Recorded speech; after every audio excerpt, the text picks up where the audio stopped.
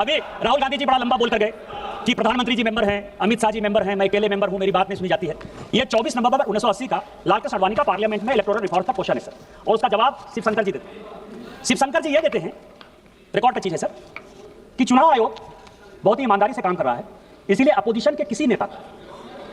उसके selection process में involve करने की आवश्यकता नहीं। 1950 से लेकर 2014 तक आप जो है लगभग 64 साल तक आपने जिसको चाहा चुनाव आयोग का अधिकारी बैठा दिया। मदर टेरेसा पर जिस आदमी ने किताब लिखा,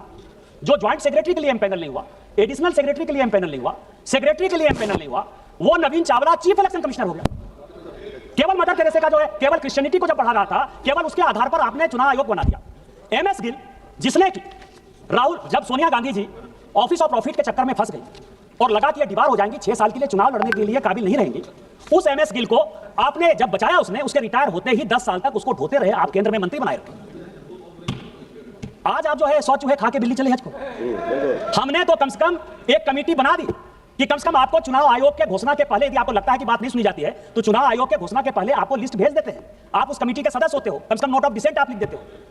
हम लोगों के नेता कुछ सर, चाहे वो अटल जी हो, चाहे अडवाणी जी हो, चाहे मोदी जी हो, चाहे अमित शाह जी हो, चाहे सुषमा जी हो, जब वो लीडर ऑफ द पार्टी थी, मुख्यमंत्री थी, तो उसको तो अखबार से ही पता चलता था ना सर।